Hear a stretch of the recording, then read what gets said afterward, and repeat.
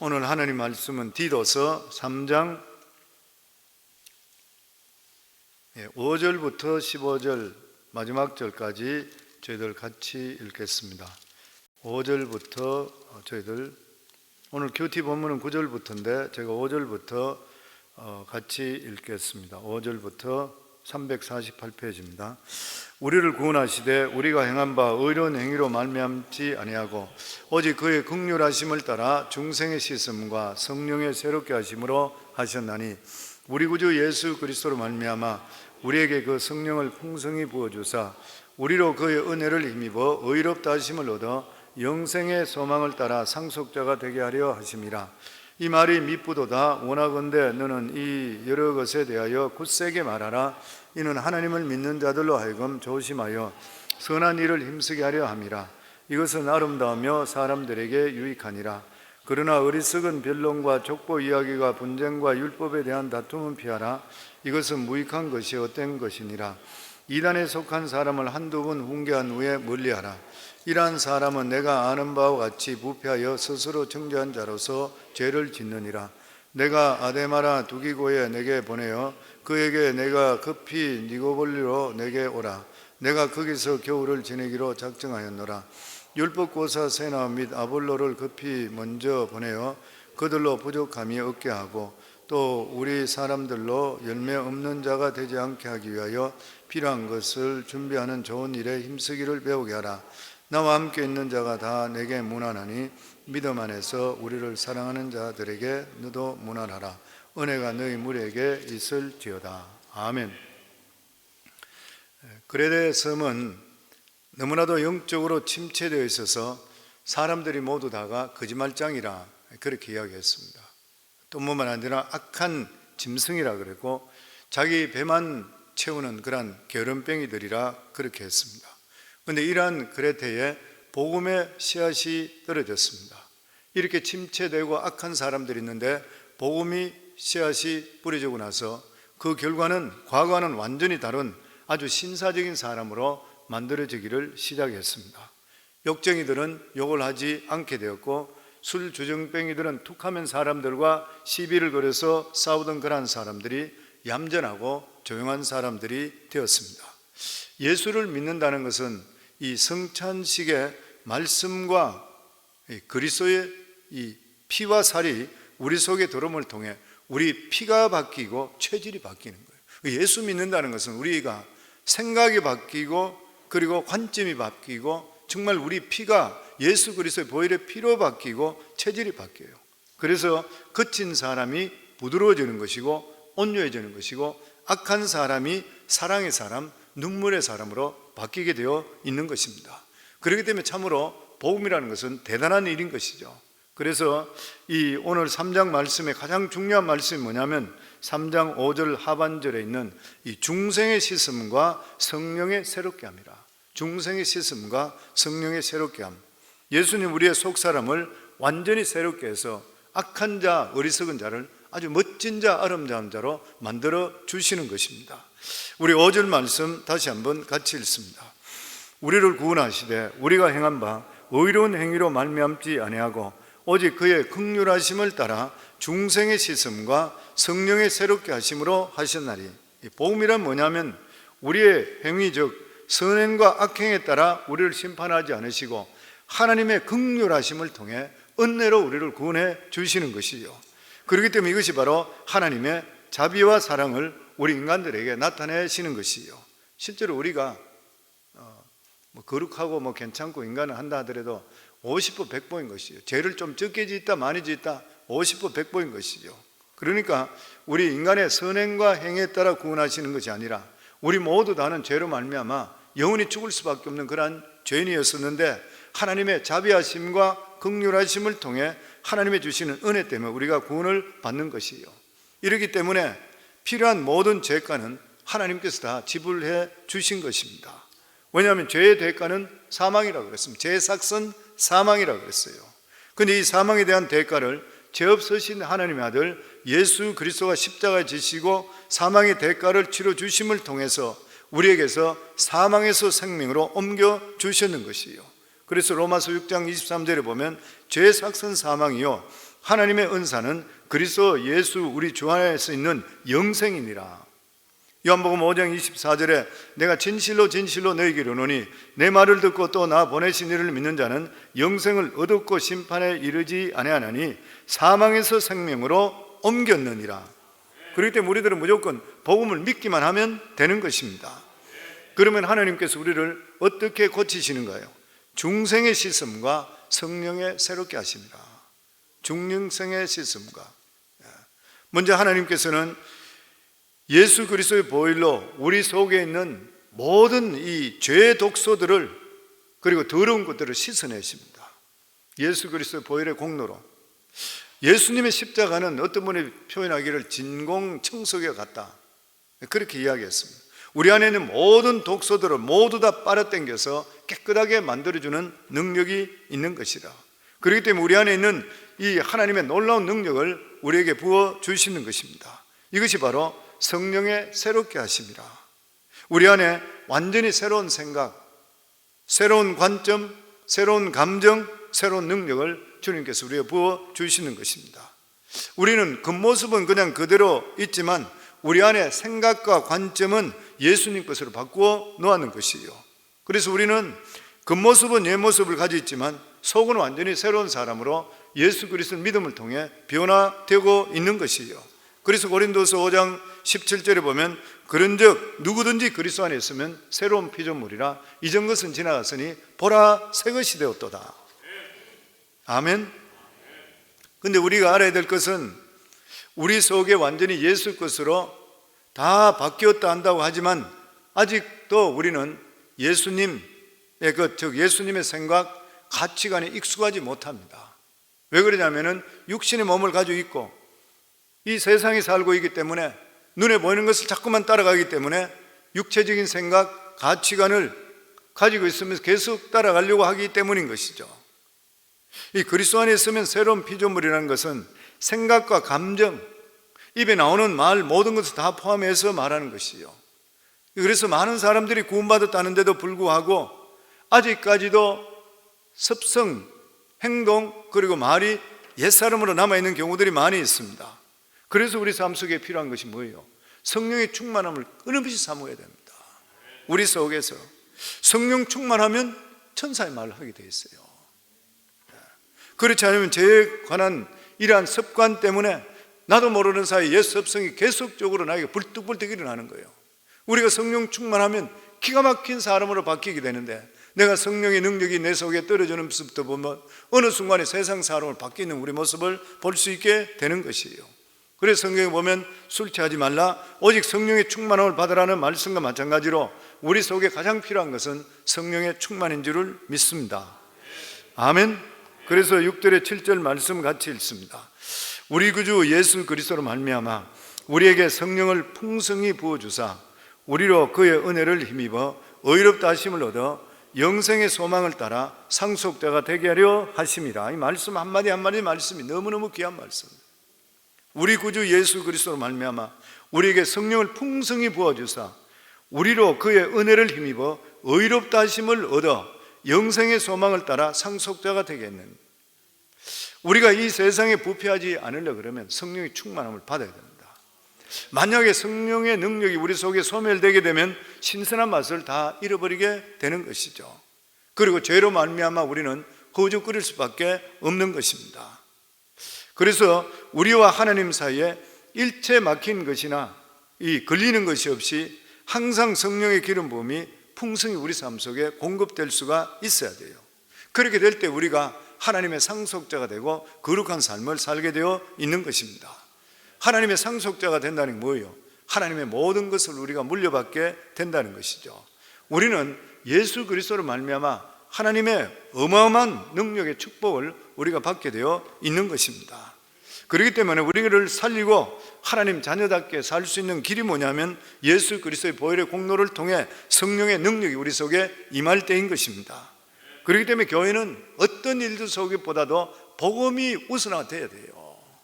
왜냐하면 복음이 사람을 살리는 거니까. 복음이 사람을 바꾸게 되어 있는 일인 것입니다. 그래서 8절 말씀 같이 읽습니다. 이 말이 미쁘도다 원하건대 너는 이 여러 것에 대하여 굳세게 말하라. 이는 하나님을 믿는 자들로 하여금 조심하여 선한 일을 힘쓰게 하려 함이라. 이것은 아름다우며 사람들에게 유익하니라. 여기 보면 바울은 디도에게 복음에 대해서 굳세게 말해라.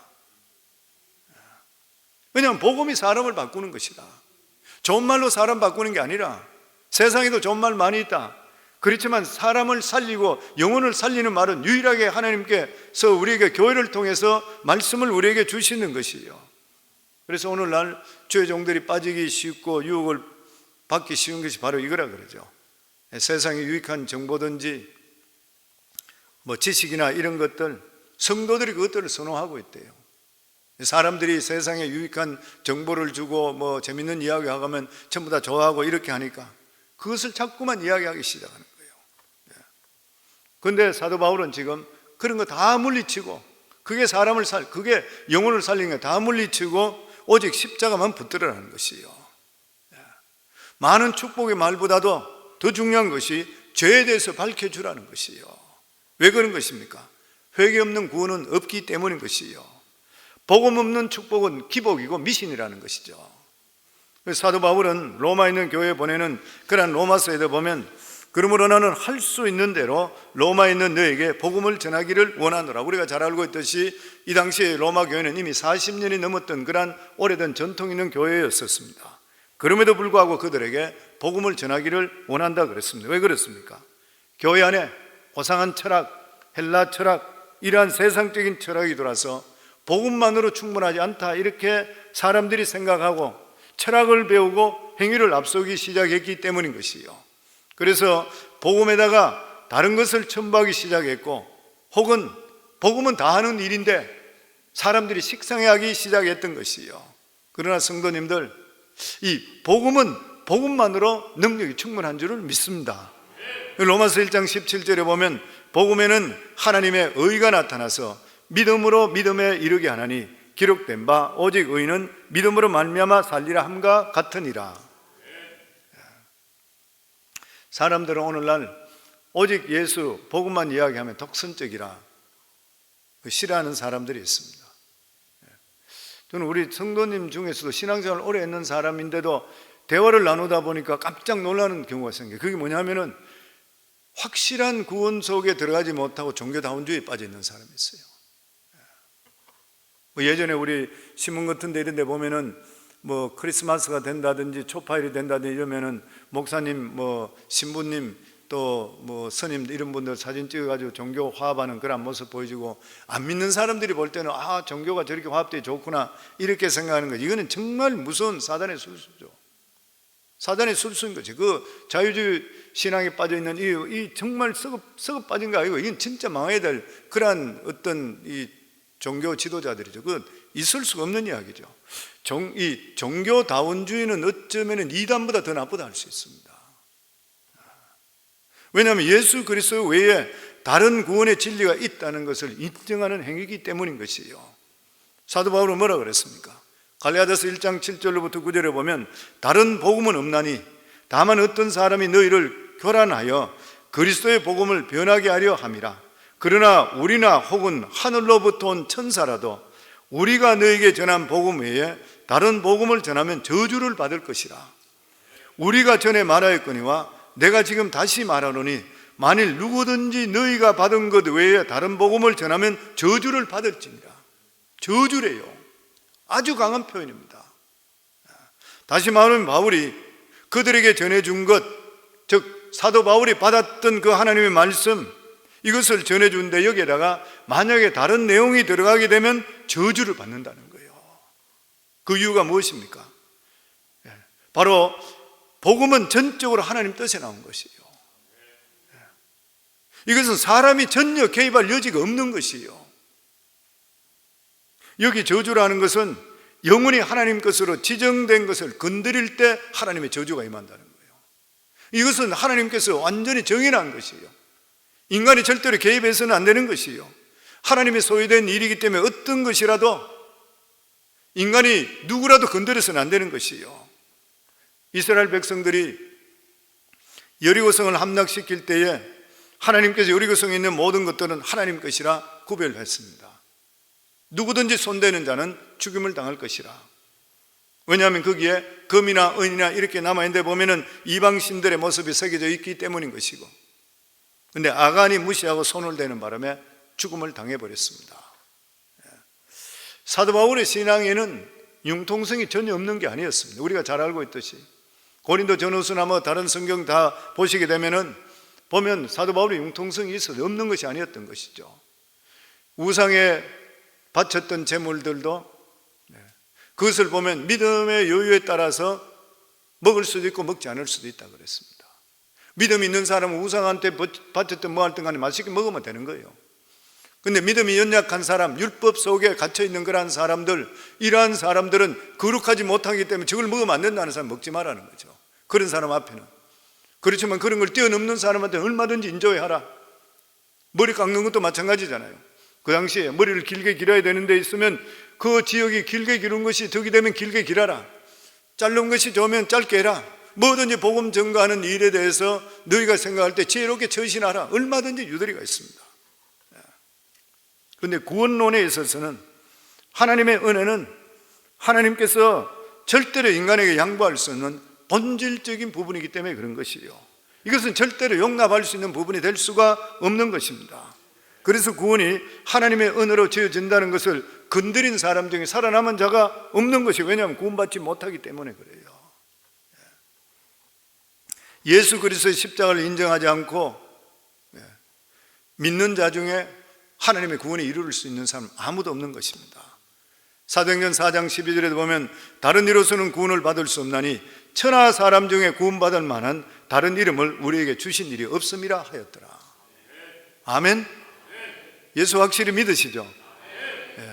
그렇기 때문에 복음을 전하는 일에 대해서 교회에서는 전혀 두려워하지를 말아야 되는 것이에요. 만약에 복음을 전하는 일, 이것이 약해지기 시작하면 성령의 기름 부음이 끊어지기 시작합니다. 그렇기 때문에 진리에 대해서는 절대로 타협해서 안 되고 물러서서도 안 되는 것이에요. 만약 그렇게 하면 사람은 기쁘게 할지 모르지만 하나님의 능력은 나타나지를 않는 것이에요. 또 그렇게 하지 않는데도, 복음을 정확하게 전하지 않는데도 불구하고 부흥이 일어난다면 그것은 인간적인 부흥인 것이고 무리수만 모으는 것이에요. 그리고 9절 말씀입니다. 같이 읽습니다. 그러나 어리석은 변론과 족보 이야기와 분쟁과 율법에 대한 다툼은 피하라. 이것은 무익한 것이요 헛된 것이니라. 그 당시에 영주주의라고 하는 이단들이 많이 활개를 치고 있었습니다. 영주주의라는 것은 인간의 공상과 신화를 가지고 사람을 가르치는 것이죠. 영은 선하고 육체는 악하다. 그리고 거기다가 성자나 혹은 신들의 족보를 가지고 알고 있는 것이 자기들의 굉장히 지적인 재산이라 이렇게 믿고 그것을 자랑하기를 사람들이 너무 많이 원했었습니다. 그러나 사도 바울은 아예 이런 사람은 상대할 가치조차 없다 그렇게 이야기했습니다. 왜냐하면 복음 외에는 하나님의 능력을 가져올 수 없기 때문인 것이에요. 그래서 로마서 1장 16절에 내가 복음을 부끄러워하지 않으노니 이 복음은 모든 믿는 자에게 구원을 주시는 하나님의 능력이 됨이라. 아멘. 사도 바울은 내가 결코 복음을 부끄러워하지 않는다 그랬습니다. 그 이유가 어디 있는 것입니까? 복음은 겉으로 볼 때는 초라한 모습이지만 비교할 수 없는 엄청난 능력이 그 속에 들어있기 때문인 것이에요. 우리 자신들 한번 돌아봐도 마찬가지인 것이에요. 뭐 실제적으로 예수 믿는다 해서 우리가 세상적으로 금방 부자가 되는 것도 아니고 유명해지는 것은 아닌 것이에요. 더더욱이나 그 당시에 사도 바울이 전할 때 이 복음의 내용, 이 뭐냐면 이 로마에 의해서 십자가에 처형된 죄수를 믿으라는 거잖아요. 그러니까 초라할 수밖에 없는 일인 것이죠. 그런데 사도 바울은 이 복음을 부끄러워하지 않는 이유가 있다 그랬습니다. 그것은 복음을 부끄러워하지 않는다는 것은 그냥 단지 소극적으로 부끄러워하지 않는다는 그런 말이 아닌 것이라 너무나 엄청나서 내가 견딜 수 없어. 이걸 자랑하지 않고는 견딜 수가 없다는 것이에요. 그때 다른 사람에게 내가 내가 받았던 이 은혜를 전하지 않고는 내가 도저히 견딜 수가 없다는 벅찬 가슴 때문에 그래요. 왜 그런 것입니까? 이 복음은 모든 믿는 자에게 구원을 주시는 하나님의 능력이 되고 이것을 믿는 자에게는 하나님의 능력이 임하게 되어 있는 것이에요. 복음이 무엇인 것입니까? 구원이잖아요. 구원, 건짐을 받는다는 뜻입니다. 예를 들어서 어떤 사람이 죽을 병에 걸려 살 소망이 없는 그러한 사람이 훌륭한 의사를 만나서 살아나게 되는 것이 구원받은 것이죠. 배를 타고 가는데 배에 구멍이 뚫려서 물이 들어오면서 배가 침몰하는 가정에 살아날 희망이 없는데 헬리콥터가 와서 그 사람을 건져주면 구원받는 거죠. 이걸 구원받는다 그러잖아요. 그렇다면 복음이 사람을 구원한다고 할 때 구원은 어떤 것입니까? 이것은 하나님께서 우리들을 구원하신다는 것은 배가 침몰하거나 죽을 병에 살린 것보다 훨씬 더 근본적이고 본질적인 이야기를 하시는 거예요. 일단 우리가 생각하는 구원은 사람의 생명이 이 세상에 사는 것으로 모든 것이 끝나는 것으로 전제하고 있습니다. 그렇죠. 우리는 이 세상 살다만 끝나면 끝이라 생각하는 것이죠. 그렇기 때문에 이 세상에서 우리가 구원이라 말 뜻이 뭐냐면은 지상에서 생명을 연장시켜주는 것을 구원이라 그렇게 이야기해요. 죽을 병에 걸렸든지 배가 침몰하는 걸 살려준다는 것, 지상에서 생명을 연장시켜주는 걸 말합니다. 너무나도 귀한 일이죠.